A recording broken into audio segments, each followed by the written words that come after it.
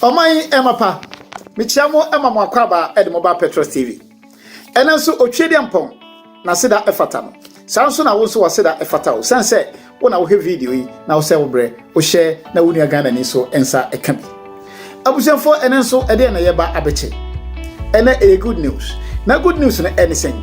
A bribia a chamo as pay a buying a declare the state of alarm. 14th of March this year. Now, Nanipa Anko, Nanipa Emma.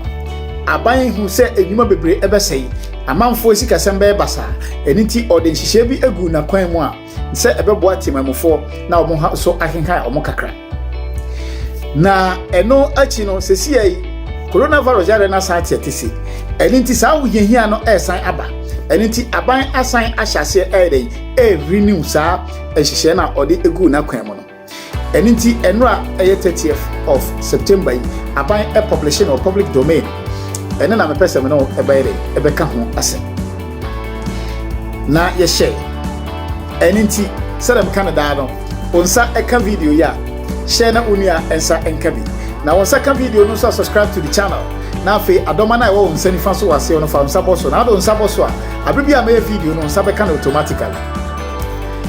na afi wo video no yesu na wani jemu na wa mia eye kokromoti power no kokromoti no na wa mia so I say wani jemu abusiafo yenko ye main topic ye hia ye no yenko yeso ye ba sha se afri erte so no expediente de regulación temporal de empleo na is a temporary regulation of jobs or works eno no eye ade a aban eye ya ode beboa se adwuma na nka ese yenko no ye ma na ese omu close na ese omu yi omu work ese di no aban se na ma omu nyi omu adi omu nya den omu suspend contracts no na se coronavirus yare no brasi ana se nema toto na kwamu a afi nipa na ko back na wakoye na adwuma na bra yare ye suspending the contract no so on tra hokwa obaji sika 70% of ne salary eno so enye adesoa emma adwuma wura na mom aban ebefa sa adesoa no ato ne ho so na ono amu ayi atua omo eka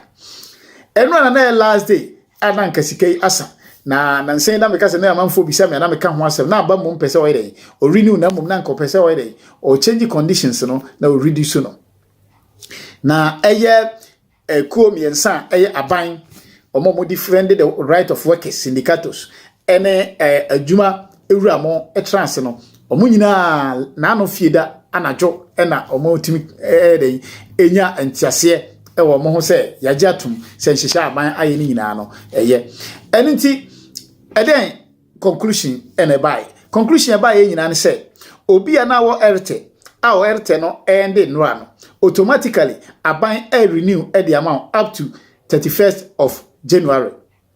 2021, which means for 4 months renovation. There no everywhere said the coronavirus ya de ebisias atono nyoma no e de na be kire kwan aban so e be fa so obesa nasa enti se sia yi de the ecosystem 31st of January 2021.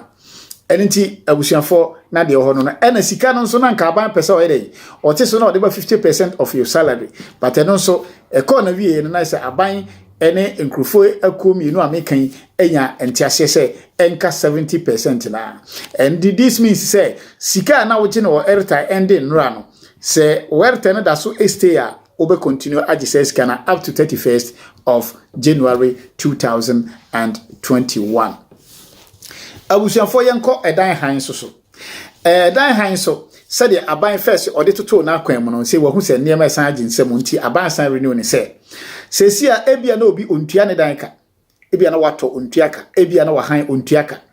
ena ya initiate process say ye de wo ba bi tu afifi ho aban say tama emra we odi eba ya emra na start ye adwuma enra no ya suspend sa process na ye de bi tu afifi ho no ya suspend ena eno so every ho contract bi na owo efo renter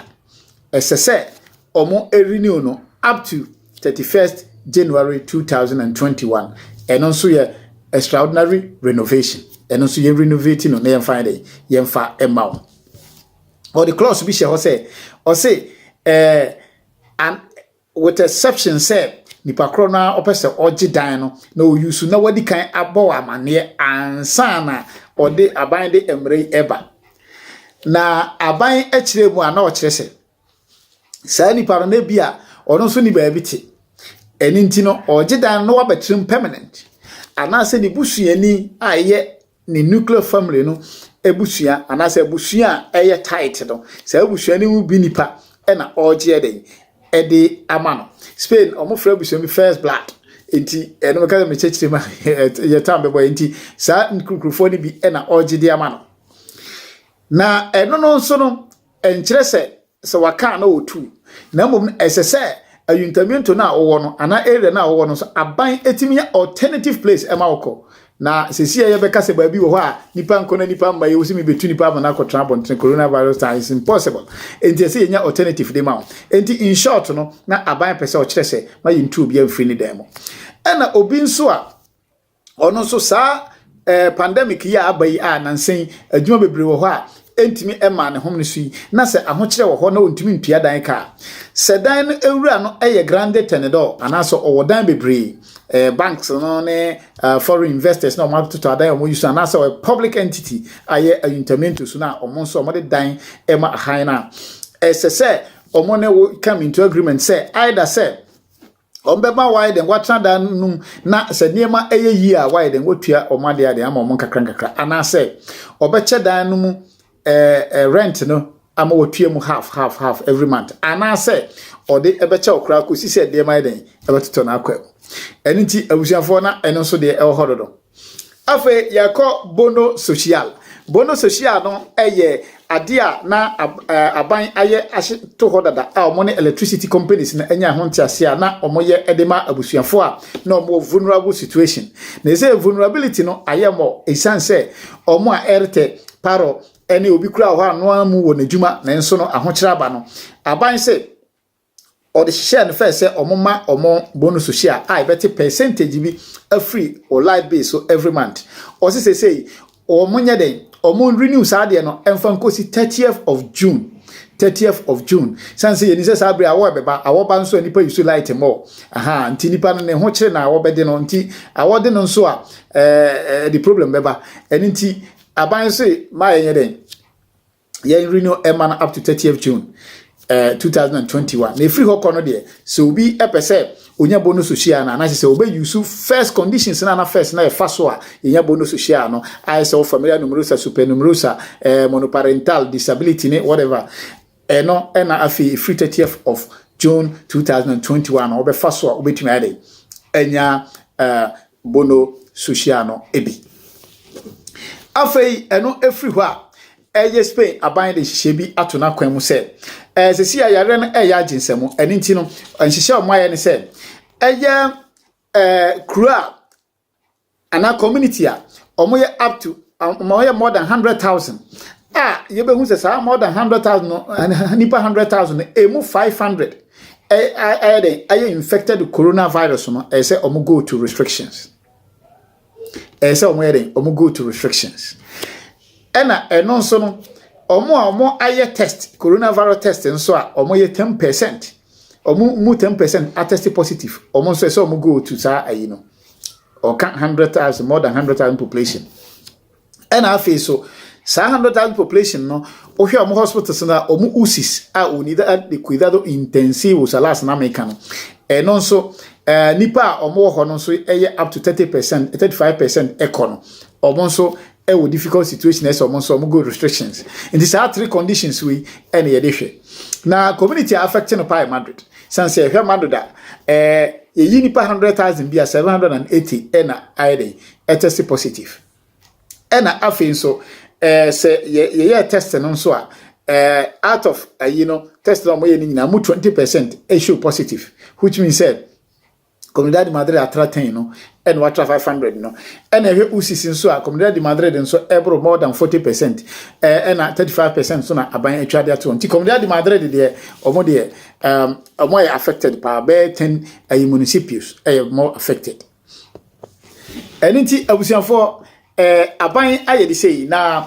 sense Comunidade de Madrid na omoya affected pa no na Comunidade de Madrid so ntiase se Spain ha nyina no so omoye no na nye omonko omode eni nti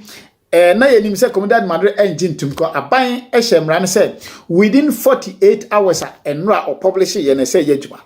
enti sesi a me no ka se Comunidade de Madrid se fieda akoye memenda na fieda anadwudumi no empire no I come memendano se Comunidade de Madrid apply restrictions to sa areas here me ba bebodi Alcalá Henares, Alcobendas, Fuenlabrada, Getafe, Leganés, Madrid Central, Móstoles, Torrejón de Ardoz, ena Parla. Sa areas we no omo ya dikwem. Enti no se omo apply sa restrictions we ewo sa communities we. Enti abusianfo the woman said restrictions I say omo apply no. Die di nkan pa me fan say bia eye wade bia unhu ne ye ne say restrictions die di mu pa ne say obi nko na obi ma. Na say untumi mpue free Madrid kronum. Ana say untumi ma Madrid kronum. But exceptions ewo. Exceptions ben anyone. Se o ko adwuma e wo Madrid da obetima ba. Nti se o free another community kra na wo ba adwuma Madrid da obetima ba. Se o free mu nso akọ adwuma betima kọ. Se o koye exam se betima kọ. O be exam se betima ba. Se o ko renew paper betima kọ. Se o ko renew paper obetima ba. Enti no eno free ho nso a se doctor enso na wo ye adwuma betima kọ. Se wo ye financial institution bi banks ne ade mo nso betima akọ aba. Enu every ho ade bia eye professor mayor na say eye under what do you call emergency situation bia nso no enu so obetima ade akọ. Apart from that it's a first na you call state of alarm no na but we dey light state of alarm light and say Coca-Cola light no nti we light enti no abusiafo minim say from memenda econo Madrid say omanti aban so atua dia ene na say ombeko sa restrictions emo enu free wa sa Madrid Central ene eya municipals amebobo ye nyina no obeko asora up to 1 tercio a eye 33% ene nti say wasori efa 100 obetimi afa nipa 33 that's all ena afi so obeye meetings up to nipa 6 ena afi so restaurants ena bars ena so be close to 10 o'clock in the night ena afi so from 12 o'clock no they accept obia e hotels eti abusuafo na de e hodo no me pese video no about tin bebre ensam no edoso kentema na akire no se ubita question bi ade bi a wonti ase am de beba se nye sanso a video foforo so beba na de se de ka ho no na san e de aka ho nyankopon onka obi bia ho mama bye adios bye.